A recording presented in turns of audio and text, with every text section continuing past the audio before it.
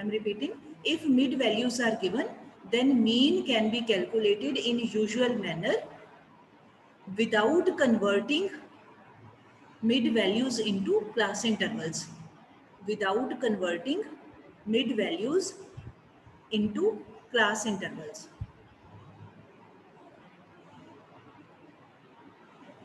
ठीक है, मैं पहला बोल देती हूँ. Actually, I did not start the recording at that time. First point I am repeating.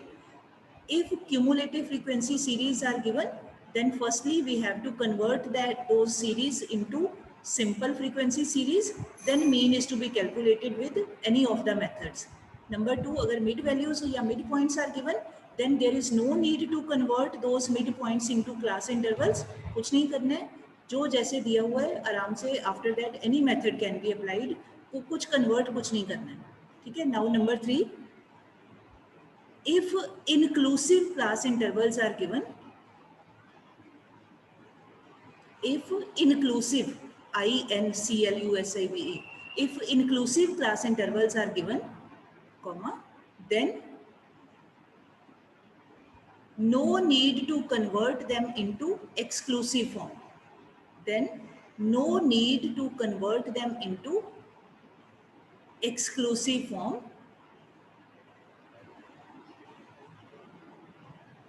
No need to convert them into exclusive form, and mean can be calculated usually. And mean can be calculated usually, मतलब जैसे मर्जी, जैसे हम किसी भी method से निकाल सकते हैं, कुछ कोई स्पेशल ट्रीटमेंट नहीं करना है. ठीक है. Mean can be calculated usually. Number four, if unequal class intervals are given, then mid value of each class interval, then mid value of each class interval is to be calculated separately. Then mid value of each class interval is to be calculated separately, and then mean is to be calculated usually. And then mean is to be calculated usually. I repeat, if unequal class intervals are given, then mid value या mid point of each class interval is to be calculated separately first, and then mean can be calculated as usual. Now last point, if open end series are given,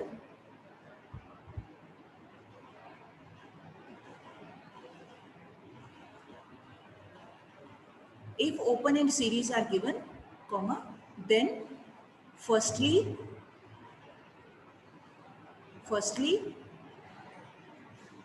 they are to be converted into class intervals. Then firstly they are to be converted into class intervals. जो and में दिए हुए ना, first limit नहीं दी हुई, last limit नहीं दी हुई, तो firstly they are to be converted into class intervals, and then mean is to be calculated usually. Mean is to be calculated usually. अब आपने इसमें नोटिस कर रहे हैं, आई हैव स्पोकन 5 लाइन्स, तो 5 पॉइंट्स को आपने याद रखना है. एग्जाम में इनमें से किसी भी टाइप का अगर क्वेश्चन आता है तो आपको पहले ये पता हो कि पहले क्या करना है, किसको कन्वर्ट करना है, किसको नहीं कन्वर्ट करना है. You should remember, you have to remember these points, only then फिर आप कोई भी मेथड लगा के आप निकालोगे. बट अगर आप पहले without paying attention to these instructions और आप सीधा कोई मेथड लगा के कर दोगे तो आपका क्वेश्चन गलत होगा, पूरे का पूरा मार्क्स आपके डिडक्ट होंगे. ठीक है. अब हम क्या करना है, ये सारे बेस्ड हैं कॉन्टिन्यूस सीरीज के ही क्वेश्चंस हैं, तो अब मैं एक एक करके सभी टाइप्स का एक एक क्वेश्चन करवाऊंगी, आपने ध्यान से करना है. एंड एट होम जो आपकी बुक में क्वेश्चंस दिए हुए हैं इनसे मिलते जुलते टाइप के वो आपने प्रैक्टिस करनी है. ठीक है जी. सो अब मैं फर्स्ट स्टार्ट करने लगी हूँ. ये हमारा कौन सा हेडिंग चल रहा है, स्पेशल केसेस, इसको कह देते हैं स्पेशल केसेस आएंगे. ठीक है. Now please write the question.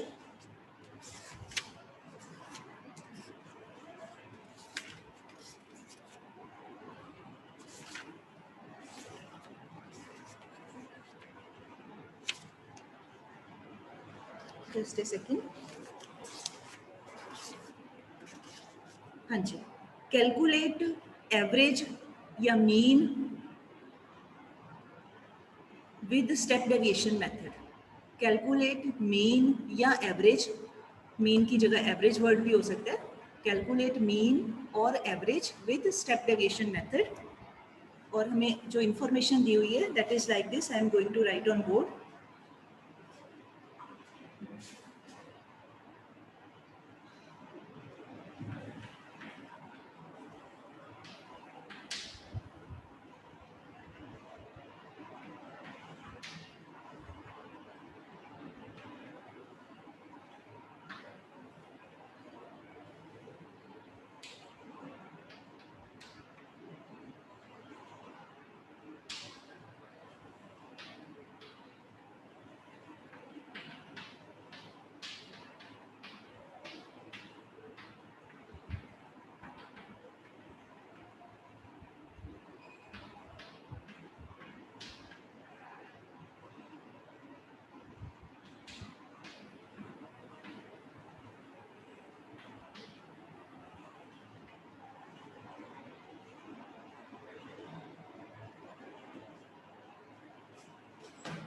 Please note down. ये हमें क्वेश्चन दिया है, प्रॉफिट्स रुपीस करोड़ में है ब्रैकेट में, और दिया लेस देन 20। सभी के साथ ये डॉट लगा लेना है, जब सभी वैल्यूज लेस देन है तो there is no need to write the same words again and again, ऐसे डॉट डॉट लगा लो। ये सारे लेस देन है, less than 30, less than 40, less than 50, less than 60, less than 70। और आगे दिया हुआ नंबर ऑफ कंपनीज, ये दिया 5, 22, 48, 60, 83, 100। ठीक, और निकालना है हमने mean with step deviation method. अब यहाँ पे मैंने मेथड बता दिया ताकि सभी बच्चे एक जैसा करें। अदरवाइज अगर कोई मेथड का नाम नहीं लिखा हुआ है तो आपकी अपनी चॉइस है, आप किसी भी मेथड से निकाल सकते हैं, ठीक है। बट अगर पेपर में मेथड का नाम दिया है then that method should be apply. अब क्या करना है हमने, सबसे पहले तो आपने पहचान करनी है, इसको ध्यान से ऑब्जर्व करो, क्या ये डिस्ट्रीब्यूशन सिंपल डिस्ट्रीब्यूशन है, सिंपल एक्सक्लूसिव फॉर्म में? नो, है ना, ये सिंपल डिस्ट्रीब्यूशन नहीं है। ये कौन सा डिस्ट्रीब्यूशन है, हमारे पास पहले ही हिंट हमें पहले ही पता चल रहा है, लेस देन फॉर्म वाला डिस्ट्रीब्यूशन है। मतलब ये क्यूमुलेटिव फ्रीक्वेंसी है। ऑर्गेनाइजेशन डाटा में ऑफ डाटा चैप्टर में हमने पढ़ा था, ये ऐसे दिया हो तो इसका मतलब ये क्यूमुलेटिव फॉर्म में है, लेस देन क्यूमुलेटिव फॉर्म वाला क्वेश्चन है ये। तो पहले इसको सिंपल इंटरवल्स में बनाना है, चेंज करना है हमें। तो उसमें क्या करना पड़ेगा, इधर बनाने पड़ेंगे इसके हमें सिंपल क्लास इंटरवल, और ये वाली ये जो फ्रीक्वेंसी है ये क्यूमुलेटिव फ्रीक्वेंसी है, इसको चेंज करना पड़ेगा सिंपल में। तो इसके ऊपर चाहे आप लिख लो छोटा सा लेस देन के साथ ये CF दी हुई है। तो अब हम कैसे चेंज करेंगे, पहले आप देखो सभी में कितना डिफरेंस है। ये क्लास इंटरवल्स अगर बनाने हो 10-10 का डिफरेंस है, तो हमारा फर्स्ट बनेगा लेस देन 20। इसका मतलब 20 में से 10 माइनस कर दें, क्योंकि ये सभी में 10 का गैप है, तो पहला इंटरवल हो जाएगा 10 to 20, फिर हो जाएगा 20 to 30 and so on. 10 to 20, 20 to 30,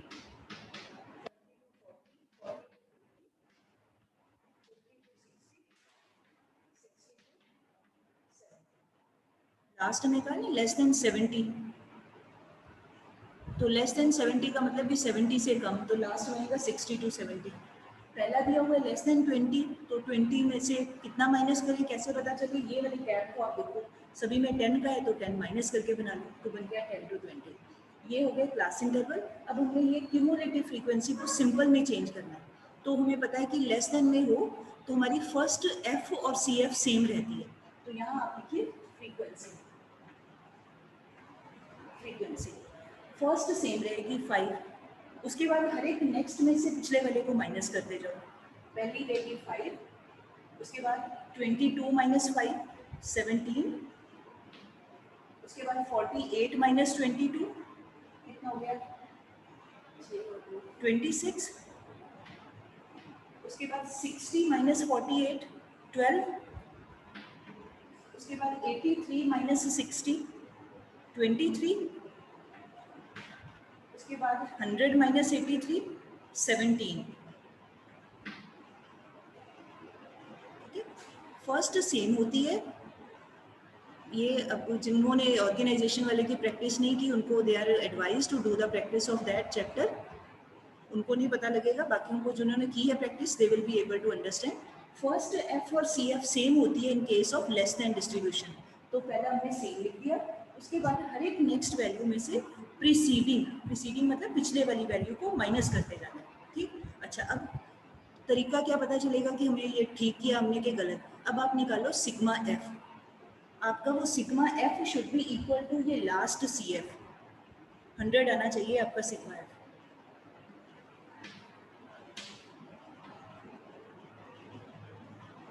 आ रहा है बेटे 100? सभी एफ फ्रीक्वेंसी को टोटल करके देखो 100 बनता है।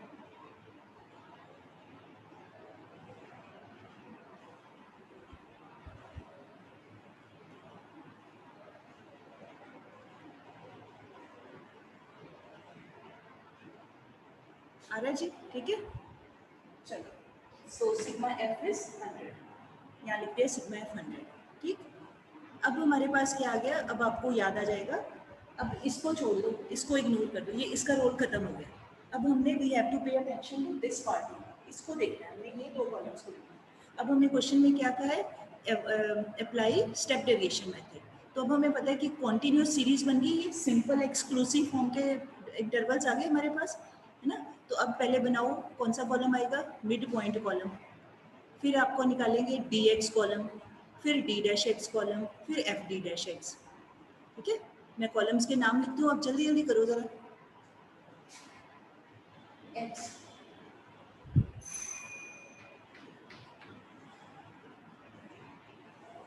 एक्स क्या है, ऊपर लिख लो मिड पॉइंट है, मतलब हमें याद हो जाए, अदरवाइज कोई सोचने लगेगा कि ये एक्स कहाँ से आ गया। एक्स हमने नाम दिया है किसको, मिड पॉइंट्स वाले कॉलम को। तो अब मिड पॉइंट का फॉर्मूला क्या है, lower limit plus upper limit divided by 2, 10 plus 20 by 2, 15, ठीक है। 15 आ गया ना, 10 और 20 हो गए 30, 30 को 2 से डिवाइड करो 15, उसके बाद 20 plus 30, lower limit plus upper limit हो गया 50, डिवाइडेड बाई 2 आ गया 25। उसके बाद अब आप ध्यान से देखो, सभी में इक्वल डिफरेंस ही चल रहा है, 10-10 का ही डिफरेंस चल रहा है, तो आगे हर बार कैलकुलेट करने की जरूरत नहीं होती, आगे आगे 10-10 ऐड करते जाओ। कितना हो गया, 15, 25, आगे हो जाएगा 35, 45, 55 एंड 65।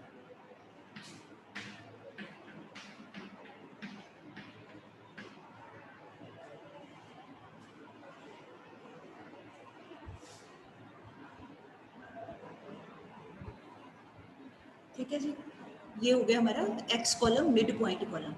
अब ये कॉन्टिन्यूस सीरीज है, अब हमने मेथड लगाना है, हमें क्वेश्चन में कहा स्टेप डेविएशन, तो अब हमें इसमें से निकालना पड़ेगा, क्या निकालना पड़ेगा, फॉर्मूला लिखना है, आप नीचे लिख लो अपना, जहाँ भी आपका टेबल बना है उसके नीचे लिखो फॉर्मूला, मैं इधर लिख देती हूँ आपको।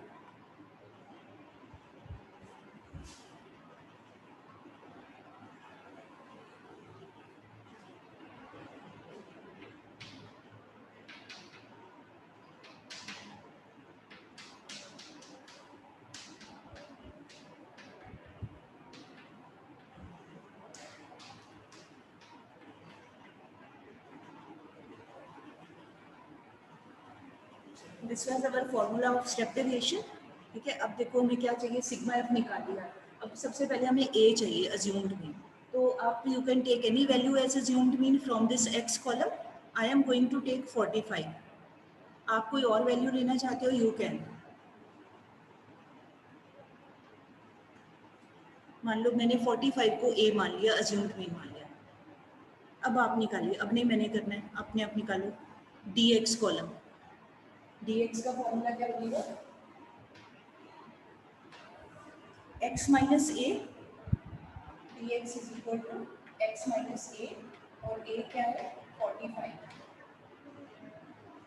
अब x की हर एक वैल्यू में से 45 को माइनस करते जाओ, कितना आ जाएगा, 15 minus 45 minus 30, 25 minus 45 minus 20 minus 10, 0, 10, 20।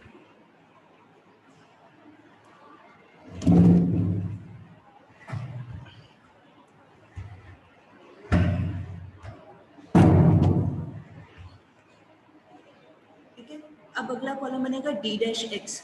अब आप देखो इस कॉलम में all values are getting divided by 10, तो हमारा कॉमन फैक्टर हो जाएगा 10।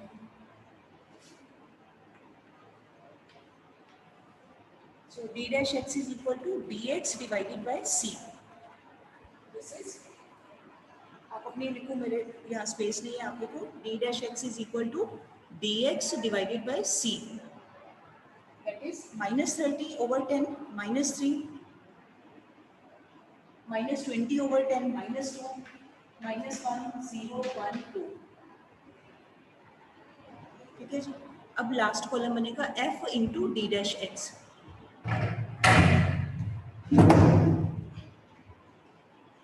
यहाँ लिख रही हूँ मैं f into D dash x.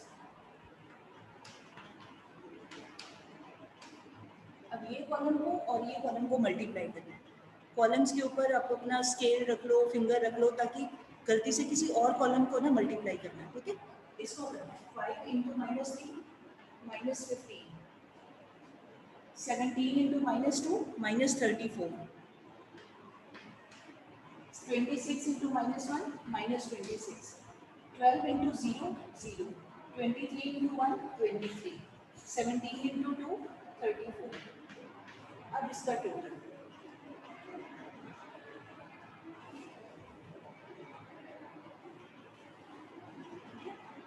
ये आ रहा है -18, चेक कर लीजिए,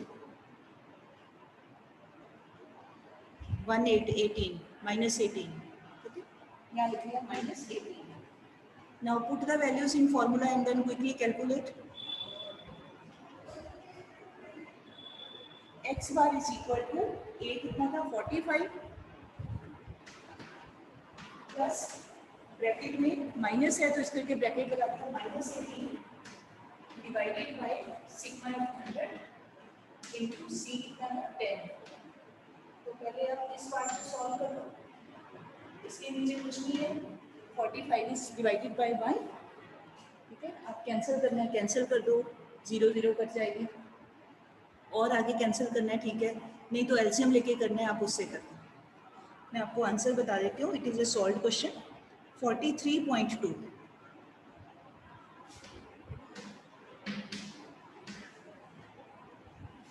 but all are requested to check it.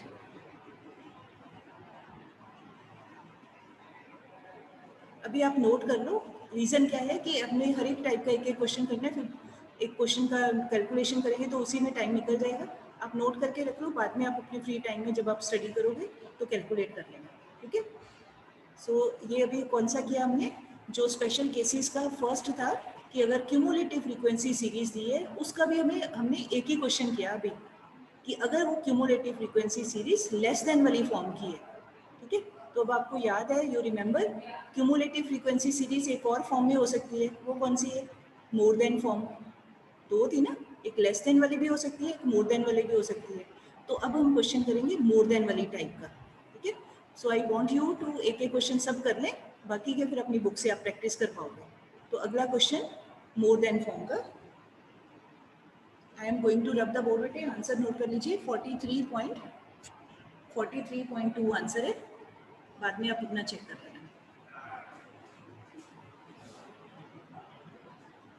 जिन्होंने अटेंडेंस फॉर्म नहीं फिल किया वो अपना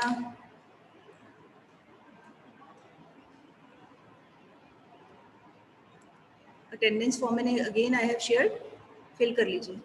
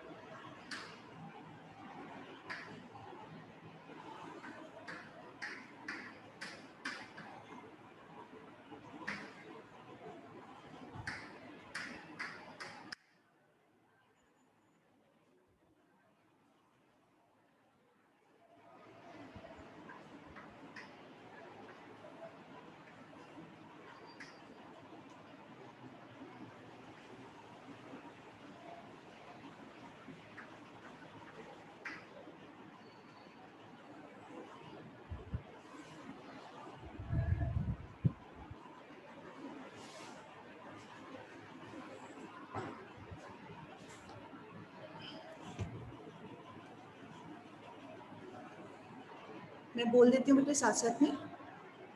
मार्क्स कॉलम दिया हुआ है और उसके नीचे लिखा है मार्क्स मोर देन 0, सभी के साथ मोर देन है, डैश डैश लगा लो। More than 0, more than 10, more than 20, more than 30, more than 40, more than 50।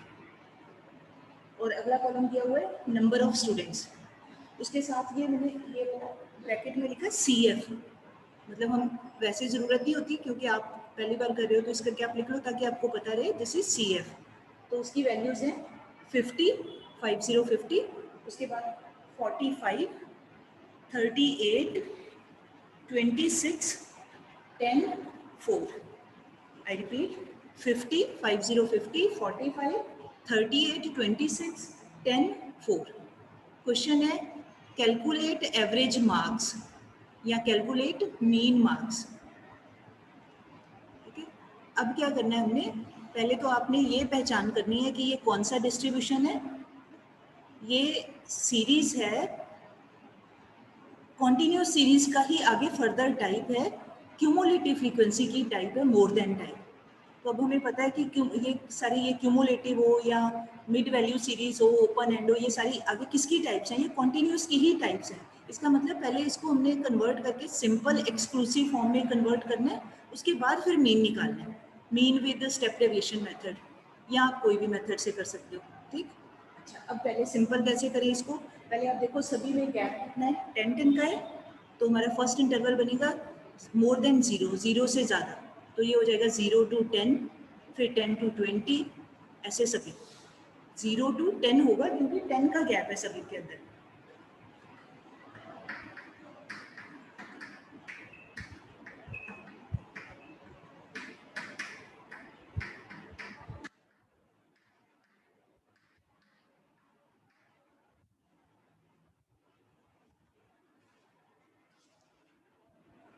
ठीक है, मोर देन 50 है ना, तो 50 के आगे कितना करना है, 10 ऐड कर दो, मोर देन 50 हो गया, 50 to 60। अब हमें पता है कि अगर मोर देन फॉर्म हो तो उसको कैसे स्टार्ट करना है, उसकी जो लास्ट CF होती है वही उसकी सिंपल F लास्ट वाली होती है। मतलब अगर ऐसे जैसे यहाँ पे 4 है तो इधर आपकी लास्ट फ्रीक्वेंसी भी 4 ही होगी, तो पहले ही आप उसको लिख लो, चेक हो जाएगा साथ में, यहाँ लिख लो 4। जैसे लेस देन में फर्स्ट फर्स्ट सेम होती है, ऐसे मोर देन में लास्ट CF और लास्ट F ये सेम होती है। अब क्या करना है, ऊपर से वैल्यूज को माइनस करते जाओ, जैसे 0 to 10 के बीच में कितना होगा, 50 minus 45 कितना हो गया, 5, यहाँ लिख दिया 5।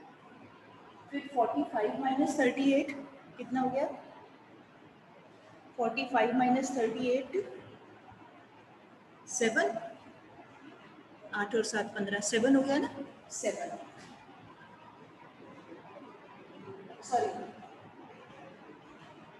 हाँ ऊपर से माइनस करना, ठीक है, ठीक चल रहा है। 50 minus 45 5, 45 minus 38 7, 38 minus 26 12, ये लिख दिया 12।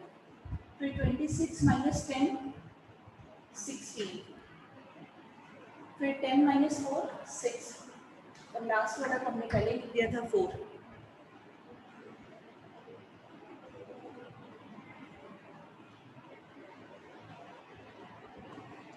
फिर से समझिए, मैं फिर से बता देती हूँ जिनको नहीं पता चला। मोर देन के केस में last CF will be equal to last F, तो पहले ही ये नंबर जो यहाँ दिया होगा वही इसको इधर लिख लीजिए।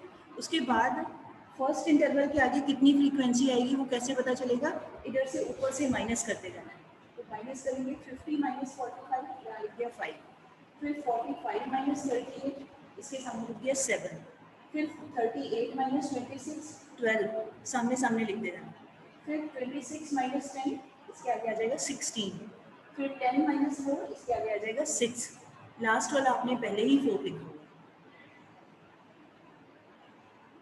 ठीक है, अब इसको क्रॉस चेक कैसे करें, अब आप चेक करो इसका सिग्मा F कितना आता है, वो 50 होना चाहिए, चेक कर लीजिए आ रहा है 50।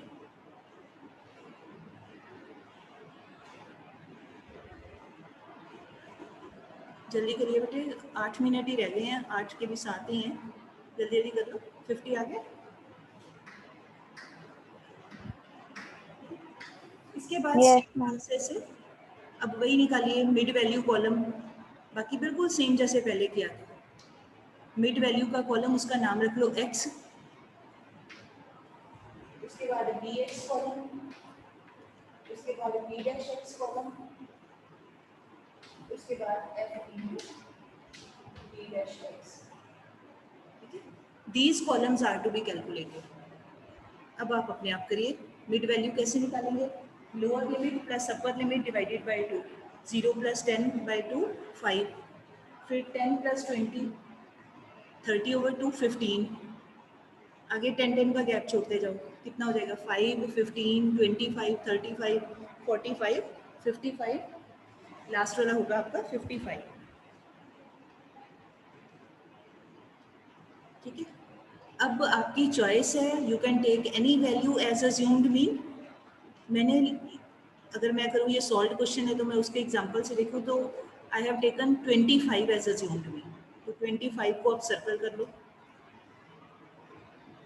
जल्दी से निकाल लीजिए अब dx, dx is equal to x minus A, 5 minus 25 minus 20, फिर आ जाएगा 15 माइनस 25 माइनस 10, फिर आ जाएगा आपका 25 माइनस 25 0, फिर 35 माइनस 25 10 20, लास्ट होगा 30। ठीक है, इसके बाद आप निकालो d डैश x। अब आप देखो ये सारी वैल्यूज किससे डिवाइड हो रही है? 10 से डिवाइड हो रही है ऑल वैल्यूज, तो आपका कॉमन फैक्टर हो जाएगा 10।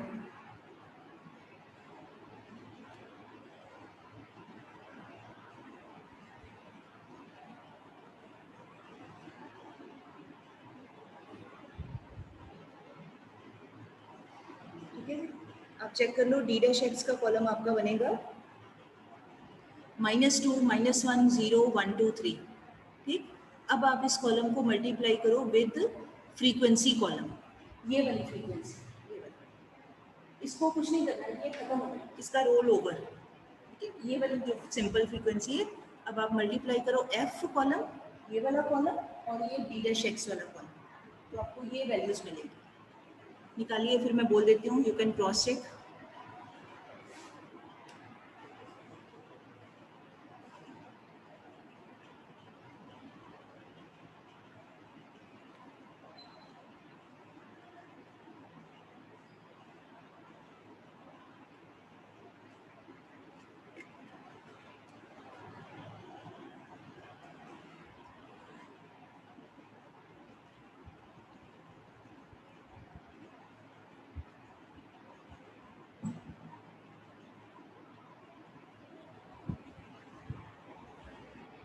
हाँ जी बेटे, sigma f d dash x आ रहा है 23। ठीक है जी, ओके, 23 आ गया आपका sigma f d dash x. ठीक है, अच्छा, अब मैंने इस क्वेश्चन में ये नहीं बोला था कि कौन सा मेथड लगाओ।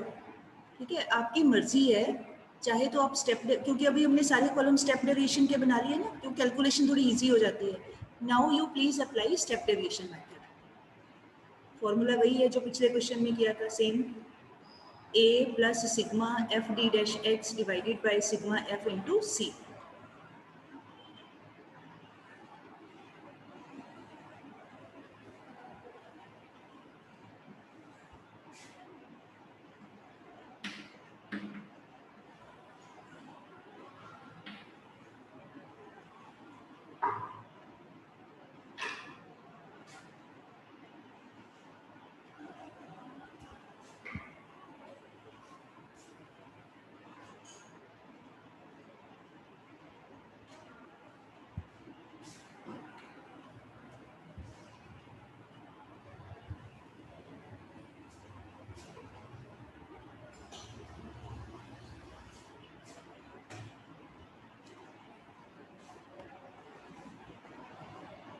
सो बेटे आंसर आएगा आपका 29.6। Please note down. जो कैलकुलेशन थोड़ी फास्ट करते हैं दे वुड हैव गॉट, जिनकी कैलकुलेशन थोड़ी स्लो है वो बाद में